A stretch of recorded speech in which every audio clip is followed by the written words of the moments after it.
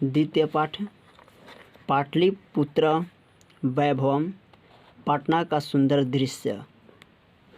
इस पाठ्य के माध्यम से हम देखेंगे कि पटना का सुंदर दृश्य किस प्रकार है, कौन कौन चीज़ों से पटना का जो है सुंदरता बढ़ती है, इसके बारे में हम पढ़ेंगे। और पटना के सुंदर दृश्य को बनाने में कौन कौन ऐसे महापुरुष हैं, कौन कौन से ऐसे कवि हैं, लेखक हैं, जिन्होंने पटना के सुंदर को वर्णन किए हैं अपने अपने ग्रंथों में। हम इस पाठ के माध्यम से उनकी जानकारी लेंगे।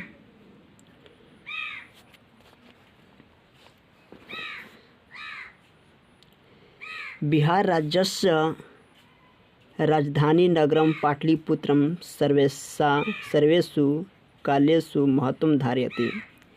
बिहार राज्य के राजधानी नगर पटना सभी कालों में महत्व धारण करता है। अर्थात बिहार राज्य के राजधानी नगर पटना यानी सभी कालों में महत्व धारण करता है। अस्य इतिहास सार्ध वर्ष परिमिति वर्तते। इसके इतिहास बहुत पुराना है। अत्र धार्मिक क्षेत्रम, राजनीतिक क्षेत्रम, उद्योग क्षेत्रम च विशेषण ध्यान आकर्षणम। यहाँ धार्मिक क्षेत्र, राजनीतिक क्षेत्र, उद्योग क्षेत्र और ध्यान को विशेष रूप से आकर्षित करने वाली होती है।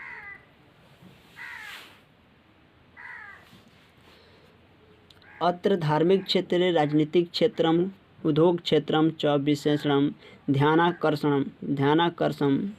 यहाँ धार्मिक क्षेत्र, राजनीतिक क्षेत्र और उद्योग क्षेत्र ध्यान को विशेष रूप से आकृष्ट करती है, आकर्षित करती है।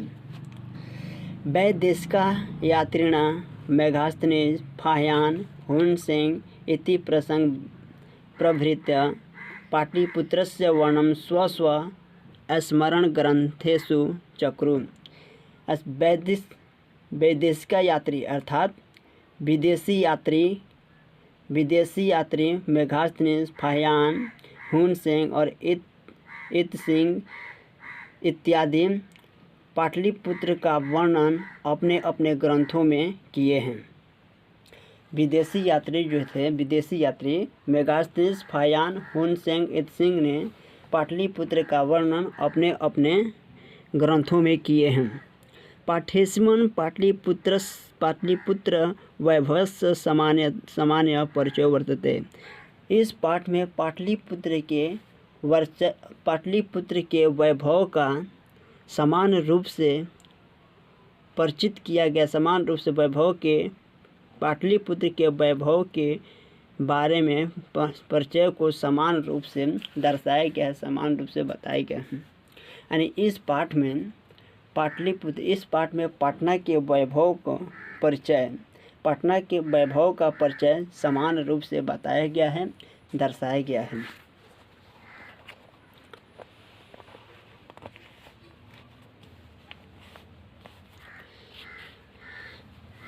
प्राचीनेषु भारतीयेषु नगरे अन्यतम पाटलिपुत्रम अनुगंगम वस द्विचित्रम महानगरम बभुआ। प्राचीन काल से यानी पुराने समय से भारतीय नगरों में पाटलिपुत्र गंगा नदी किनारे बसा हुआ अद्भुत महानगर है। त्वद्विषये दामोदर नामक कवि कूटनिमित्ताख्य काव्य कथयति। उन दिनों से यानी त्वद्विषये इसके दामोदर नाम के कवि अपने कूटनिमित्ताख्य में इसकी महिमा को, इसकी बारे में बताए हैं, कहे हैं। यानी इसके महिमा के बारे में दामोदर नाम के कवि जो है अपनी कूटनिमित्ताख्य काव्य में कहे हैं। अस्ति महितिलकम सरस्वती कुलगृहम महानगरम नामनम पाटलिपुत्रम परिभूत पुरंदर स्थानम। अर्थात यह नगर धरती के तिलक के स्वरूप विद्वानों से भरा हुआ है। अर्थात यह नगर धरती के तिलक के स्वरूप विद्वानों से भरा हुआ है, विद्वानों से भरा हुआ है तथा जो इंद्र को हराने वाले नगरों में से एक था। इसकी शोभा इंद्र की नगरों से कहीं बढ़कर थी। इंद्र का जो नगर है उनसे कहीं बढ़कर पटना का जो दृश्य था, भव्य दृश्य था, बहुत सुंदर थी। पटना यानी पटना के दृश्य का तुलना इंद्र के स्थान से, इंद्र के राजपाट से, उनकी सुंदरता से किया गया है। अर्थात इंद्र के राजपाट से ही बढ़कर इसका पटना के दृश्य था, वर्ष दृश्य था। इसलिए बताया गया है अस्ति मही तिलकम सरस्वती कुल गृहम महानगरम नामनम पाटलिपुत्रम परिभूत पुरंदरम स्थानम। अर्थात यह नगर धरती के तिलक के स्वरूप विद्वानों से भरा हुआ था, जो इंद्र के हराने वाले नगरों में से एक था, जिसका नाम पटना है। इंद्र के नगरों की शोभा इनसे भी, इंद्र के नगरों की शोभा इनसे कई ज़्यादा पाटलिपुत्र की थी। यानी इंद्र की नगरों की शोभा से कई ज़्यादा पाटलिपुत्र की शोभा थी। इतिहास सूरते यत गंगा तीरे बुध काले पाटिल ग्राम स्थित आसीत। इतिहास में सुना गया है कि बुध काल के समय में पाटिल ग्राम गंगा के किनारे स्थित था। यत्र च भगवान बुध बहुकृष्ट समागत। यहाँ भगवान बुध बहुत बार आए थे। तेन कथित मासीत यत ग्रामो अयम महानगरम भविष्यति किंतु कलहस्य अगिंदाहस्य जलपुरस्य च भयात सर्वदा क्रांतम भविष्यति।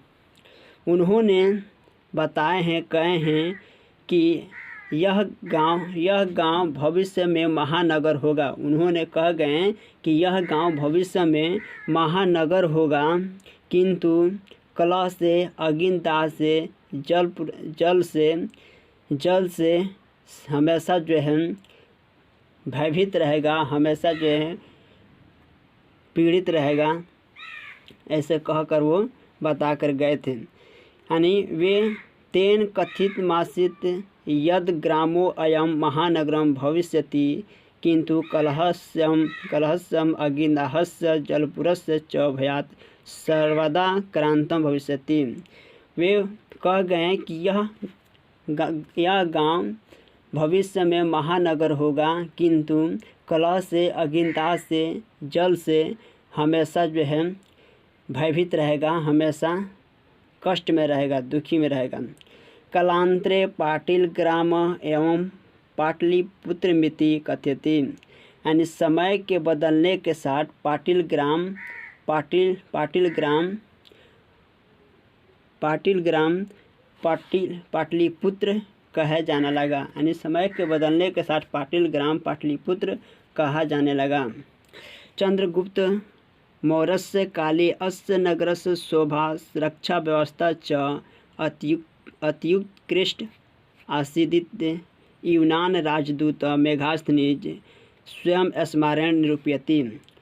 चंद्रगुप्त मौर्य काल के समय में इस नगर की शोभा, रक्षा व्यवस्था अत्यधिक आकृष्ट थी। यूनान के राजदूत मेघास्थनीज ने अपने स्मरण से, अपने ग्रंथों में इसकी निरूपण किया है, इसकी दर्शाया है। यानी यूनान के जो मेघास्थनीज थे, यूनान के राजदूत मेघास्थनीज ने अपने ग्रंथों में इसका निरूपण किया है कि चंद्रगुप्त मौर्य काल के समय में इस नगर की शोभा, रक्षा व्यवस्था अत्यधिक उत्कृष्ट थी, अत्यधिक आकर्षित करने वाली यह नगर था, उसमें दर्शाया गया है। अस्य नगरस्य वैभवं प्रिय दर्शनम अशोकस्य समय सुतराम समृद्धम। इस नगर का वैभव प्रियदर्शी अशोक के समय में अधिक समृद्ध हो गया। यानी इस नगर का वैभव, इस नगर का वैभव दृश्य यानी दृश्य प्रियदर्शी अशोक के समय में समृद्ध हो गया, यानी समृद्धि को प्राप्त कर लिया, यानी प्रसिद्धि को प्राप्त कर लिया अशोक के समय में, यानी अशोक के समय में यह नगर जो है अत्यधिक समृद्धि को प्राप्त कर लिया। बहुकालं पाटलिपुत्रस्य प्राचीना सरस्वती परंपरा प्रावर्त इति राजशेखरे स्वकाव्यमीमांसा नामक कवि शिक्षा प्रमुखे ग्रंथे सादरम स्मरति। बहुकालम, बहुत काल से पटना प्राचीन, यानी बहुत काल से पटना की प्राचीन सरस्वती की परंपरा के रूप में दर्शाया गया है, यानी सरस्वती की परंपरा के रूप में दर्शाया गया है। इति राजशेखरे स्वकाव्य मीमांसा नाम के कवि शिक्षा प्रमुखे ग्रंथ, यानी राजशेखर कवि अपनी मीमांसा नाम के ग्रंथ में कवियों के शिक्षा के बारे में मुख्य रूप से बताए हैं, कवियों की शिक्षा के बारे में मुख्य रूप से बताए हैं। वर्षा भी पाणिनि पिंगलाभि व्याडी वर रुचि पतंजलि इह परिचिता ख्याति उपजगमु। अर्थात यहाँ बहुत वर्षों तक पाणिनि, पिंगल, व्याडी, वर रुचि, पतंजलि और परीक्षित अपनी प्रसिद्धि को प्राप्त किए। अर्थात यहाँ कई वर्षों तक रह करके, यहाँ कई वर्षों तक यानी पटना नगर में कई वर्षों तक रह करके पाणिनि, पिंगल, वरुचि, पतंजलि और परीक्षित अपनी प्रसिद्धि को प्राप्त किए। कतिपयेषु प्राचीन संस्कृत ग्रंथेषु पुरादिशित पाटलिपुत्रस्य नामांतरं कुसुमपुरम वा प्राप्यते। प्राचीन संस्कृत ग्रंथों में पुराणों में इस पटना नगर के अन्य नाम कुसुमपुरम पाया गया। अनेन ज्ञायते यत् नगरस्य समीपे पुष्पानां बहुल उत्पादनं भवति स्म। यानी अनेन ज्ञाते यानी जाना गया है कि इस नगर के समीप में, इस नगर के नज़दीक में बहुत से कमल के फूलों का उत्पादन होता था। यानी जाना गया है कि इस नगर के समीप में बहुत से कमल के फूल का उत्पादन होता था। पाटलिपुत्रमिति शब्दो अपि पाटल पुष्पानां पुटलिटकार चरित्रमाश्रित्य परिचलितः। यानी पाटलिपुत्र में यानी पटना शब्द को भी कमल के पुष्प के पटना शब्द भी कमल के पुष्प के पंखुड़ियों की तरह, कमल के पुष्प के पंखुड़ियों की रचना की तरह प्रचलित है, फैला हुआ है। यानी पटना शब्द कहा गया है कि पटना शब्द भी कमल के पुष्प के पंखुड़ियों की तरह फैला है, चारों तरफ इसकी प्रचलित है, चारों तरफ इसकी चर्चा है। जिस प्रकार कमल के फूल की पंखुड़ी चारों तरफ फैली हुई होती है, बिखरी हुई होती है, ठीक उसी प्रकार यह पाटलिपुत्र का जो शब्द है, पाटलिपुत्र शब्द है, यह शब्द चारों तरफ फैला हुआ था, चारों तरफ विकसित था। शरद काले नगरे अस्मन् कौमुदी महोत्सवम् इति महान समारोह गुप्त वंश शासन काले अतीव प्रचलित।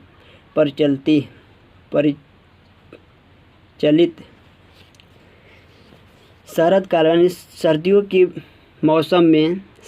मौसम में इस नगर में कौमुदी महोत्सव का महान समारोह गुप्त काल के शासन में अधिक प्रचलित था। यानी सर्दी के महीने में इस नगर में कौमुदी महोत्सव का महान समारोह गुप्त काल के शासन में अधिक प्रचलित था। तत्र सर्वे जना आनंदमग्ना अभूवन् वहाँ सभी लोग जो है खुशीपूर्वक रहते थे। वहाँ सभी लोग खुशीपूर्वक रहते थे। संप्राप्ति दुर्गा पूजा अवसरे तादृश्य एवं समारोह दृश्यते। इसी प्रकार आज भी दुर्गा पूजा के अवसर पर वैसा दृश्य, वैसा समारोह देखने को मिलता है। इसमें बताया जा रहा है कि सर्दी के महीने में जो कौमुदी महोत्सव का समारोह था, गुप्त काल में अधिक प्रचलित था।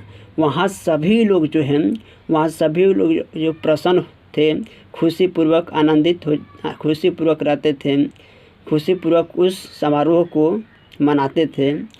ठीक उसी प्रकार आज भी दुर्गा पूजा के अवसर पर वैसा दृश्य, वैसा समारोह देखने को मिलता है। काल चक्र वसाद यद्यपि मध्यकाले पाटलिपुत्रं वर्षशः परिमितं जीर्णातं नभूतः। अर्थात समय के बदलने के साथ पाटलिपुत्र पटना मध्यकाल में कई वर्षों तक छिपा रहा। यानी समय के साथ साथ मध्यकाल में पटना शब्द कई वर्षों तक छुपा रहा। तस्य संकेते अनेकेषु साहित्यस्य ग्रंथेषु मुद्रा रक्षा सादिषु लभ्यन्ते। इसका संकेत जो है साहित्य ग्रंथ के मुद्रा रक्षा दिशु में पाया गया, मुद्रा रक्षा दिशु में प्राप्त है। मुगल वंश काले अस्य नगरस्य समुद्वारे जाता। आंग्ला शासन काले च पाटलिपुत्रस्य सूत्रां विकसो जाता। यानी मुगल वंश काल में इस नगर का समृद्ध हो जाता है। यानी मुगल वंश काल में इस नगर की समृद्धि को प्राप्त हुई। यानी मुगल वंश के काल में इस नगर का समृद्धि प्राप्त हुई, इस नगर की वैभव प्रसिद्धि प्राप्त हुई। आंग्ला शासन काल यानी अंग्रेजों के शासन काल में च पाटलिपुत्र सूत्रां विकसित हो जाते हैं। अंग्रेजों के शासन काल में भी पाटलिपुत्र अधिक विकसित हो गया। यानी अंग्रेजों के शासन काल में पटना भी क्या हो गया, अधिक विकसित हो गया। नगरमिदं मध्य काले एवं पटनेति नामना प्रसिद्धम मागत। यानी नगर के मध्य काल में पटना नेति नाम प्रसिद्ध हो गया। यानी नगर के मध्य काल में पटना नाम क्या हो गया, प्रसिद्ध हो गया। अयम पटनेति नाम प्रसिद्ध हो गया। अयम च शब्द पतनमिति शब्दात निर्गत। यानी यह शब्द जो है पटनमिति शब्द से निर्गत हुआ है। यानी यह शब्द पटनमिति शब्द से निर्गत हुआ है। नगरस्य पालिका देवी पटन देवी यद्यपि पूज्यते। यानी नगर के पालिका यानी नगर को पालन करने वाले पटन देवी की पूजा आज भी की जाती है। यानी नगर की पालिका देवी यानी नगर को पालन करने वाली पटन देवी की पूजा आज भी वहाँ की जाती है।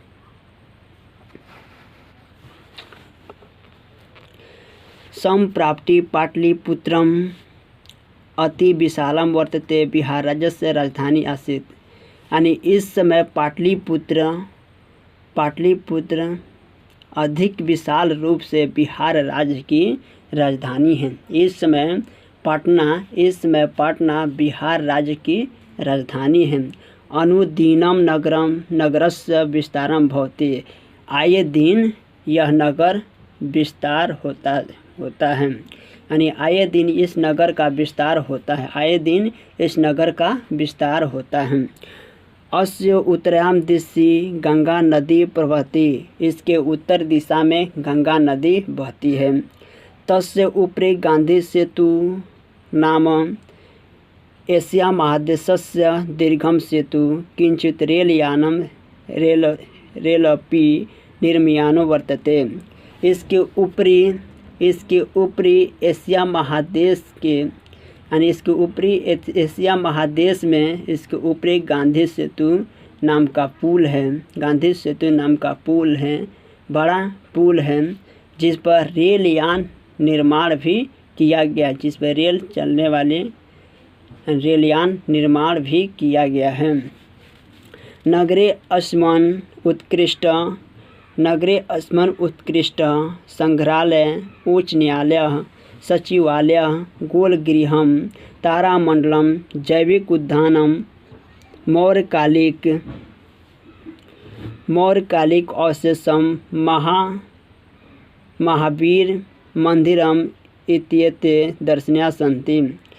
यानी इस नगर में अत्यधिक उत्कृष्ट संग्रहालय, न्यायालय, सचिवालय, गोलगृह, तारामंडल, जैविक उद्यान, मौर्यकालिक और महावीर के मंदिरों को दर्शाया गया है। महावीर के मंदिरों को दर्शाया गया है जो दर्शन करने योग्य है। प्राचीन पटना नगरे सिख संप्रदाय पूजनीय स्थलम, दशम गुरु गोविंदस्य जन्म स्थानम गुरुद्वारेति नामना प्रसिद्धम वर्तते। यानी प्राचीन में पटना नगर सिख संप्रदाय के पूजनीय स्थल, यानी सिख संप्रदाय के पूजनीय स्थल, पूजनीय स्थल यानी सिखों के 10वें गुरु गोविंद सिंह का जन्म स्थान गुरुद्वारे यानी जन्म स्थान गुरुद्वारे नाम पर स्थित है। गुरुद्वारे नामना प्रसिद्धम वर्तते, यानी गुरुद्वारा नाम वहाँ पर प्रसिद्ध है।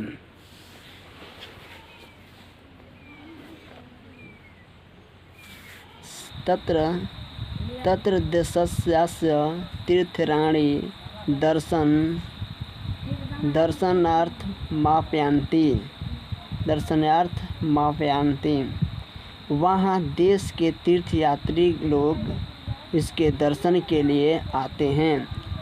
वहाँ देश के तीर्थयात्री लोग इसके दर्शन के लिए वहाँ आते हैं। एवं पाटलिपुत्रम प्राचीन कालात् अवधि विभिन्न क्षेत्रेषु क्षेत्रम वैभवं धारयति सर्वं च संकलित रूपेण संग्रहालय दर्शनीयमिति। और पाटलिपुत्र प्राचीन काल की अवधि में विशेष रूप से विभिन्न रूप से वैभव को धारण करता है, वैभव को धारण किया हुआ है, जिसकी संकलित रूपेण संग्रहालय में दर्शाया गया है, जिसके संकलित रूप से संग्रहालय में दर्शाया गया है। दर्शन यानी पर्यटन मानचित्रे नगरमिदं महत्वपूर्णम। यानी यह नगर जो है दर्शन करने योग्य है, दर्शन करने के लिए महत्व धारण किया हुआ है। यहाँ पे लोग जो है इस नगर को दर्शन करने के लिए यात्री लोग आते हैं, तीर्थ यात्रा के करने यहाँ पे लोग आते हैं, यात्रा करते हैं और अपनी यात्रा करते हैं और इसकी शोभा को बढ़ाते हैं। यहीं पे हमारा दूसरा पाठ समाप्त होता है। यदि मेरा वीडियो आप लोगों को अच्छा लगे, चैनल को सब्सक्राइब करें, बेल आइकन की घंटी दबाएं तथा दोस्तों के पास शेयर करें, लाइक और कमेंट करें।